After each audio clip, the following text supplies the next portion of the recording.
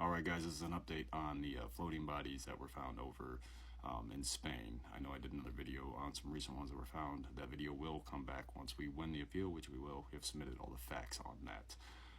So I don't want to talk on that because this video needs to be for this.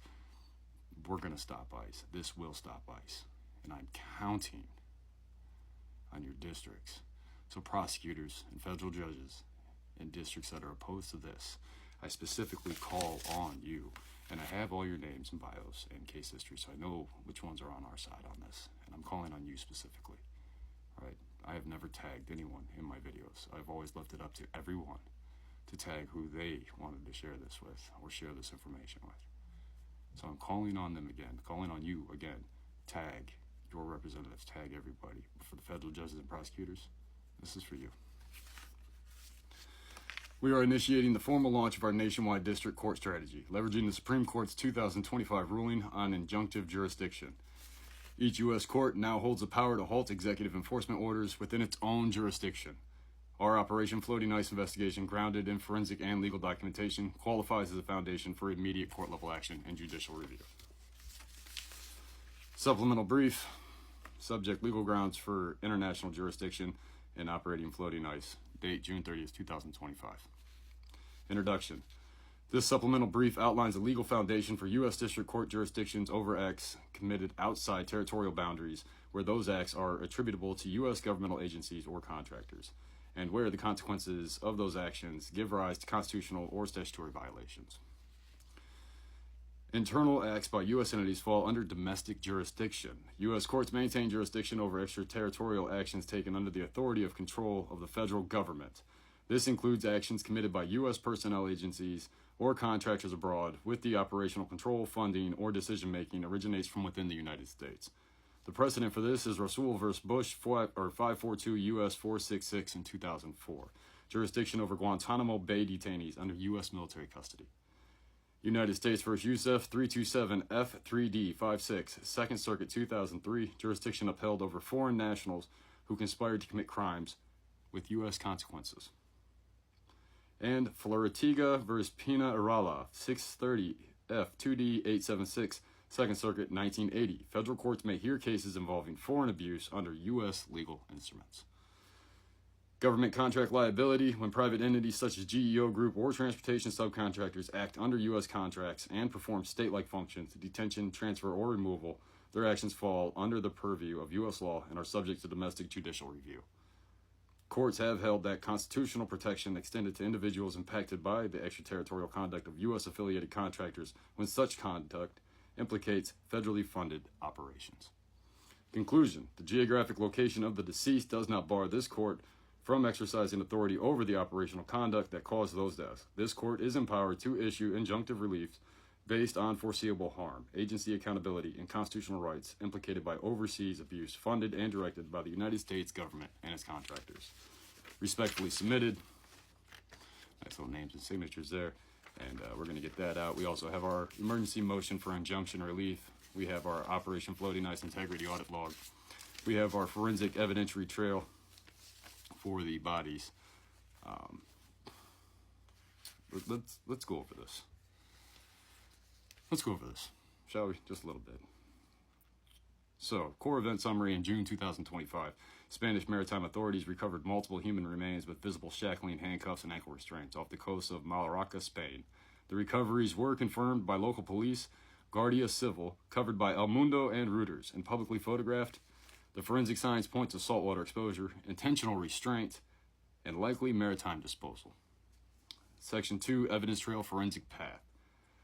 Body condition evidence: shackles were present on all recovered individuals, visual confirmation via press photos and forensic reports. Signs of maritime decomposition consistent with 5 to 10 day drift based on tissue condition. No ID tags or country-specific documentation found, aligning with extrajudicial disposals. Ocean drift and location modeling: NOAA, Oscar, and CMEMS drift models were used to reverse calculate body origin points. Models show bodies likely originated from the Western Mediterranean, Libya, Malta, Spain access. Timing overlaps with known gaps in satellite visibility. Sentinel-2 imagery review. There was a suppression event. There was. They tried to suppress the area. Satellite and AIS anomalies. Sentinel-2 satellite coverage shows blackouts over the suspected disposal corridor, June 17th through the 20th. Maritime traffic AIS logs show multiple vessel blackouts in the same corridor, including Panama and Malta-flagged vessels. Patterns match past ICE and GEO subcontractor activity known to utilize dark ships and irregular maritime handovers. 3. Evidence trail, contractual and historical ties, known contractor pathways. ICE has used Omni Air, iAero, and World Atlantic Airlines for deportation flights leading to Malta and North Africa. GEO Group has operated maritime subcontracting via Maltese and Libyan firms, FOIA contracts available for 2018-2021. Historical pattern of detainee handoffs followed by AIS disappearance and lack of public return records. E. Matching past GEO ICE events. 2019, GEO linked to disappearance of detainee post-airlift to North Africa. 2020-2022, several OIG reports flag GEO's lack of accounting for international transfers. Present case follows identical pattern of detention, blackfight, vessel, disappearance, body discovery. Section 4, legal evidence alignment. All evidence gathered is sourced from publicly accessible databases, NOAA, Sentinel, maritime traffic, time synced across satellite and AIS logs, traceable to known actors of prior government contract precedents, consistent with legal definitions under Geneva Convention 4 and Rome Statute Articles 7 and 8. Section 5, chain of evidence status. Each data set, observation, geospatial indicator has been archived with timestamp, URL, recovery method. No fabricated data or inference was used. The trail can be reconstructed by prosecutors, forensic analysis, and a judicial inquiry team. We also have our memorandum, our sworn declaration of Operation Floating Ice. We have the facts. The forensic data suggests with high confidence that the origin point of disposal falls within active or passive U.S. affiliated operational zones. This implicates either ICE-managed flights with offshore transfer or third-party contractors under U.S. jurisdiction. The presence of shackles constitutes potential war crime under Geneva Convention 4 and a violation of Rome Statutes Articles 7 and 8.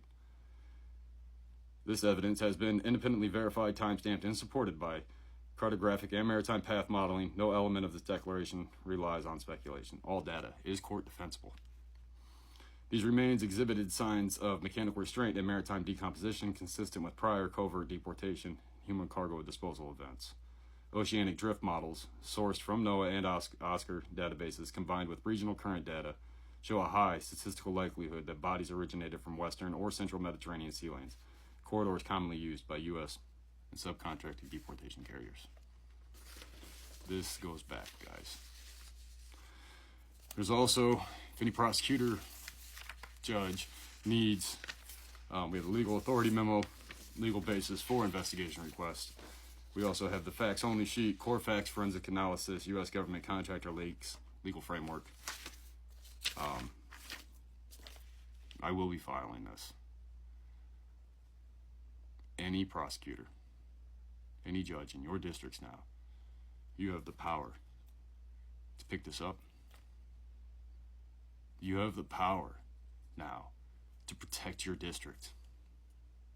The Supreme Court gave that back to you. I am giving you the ammo.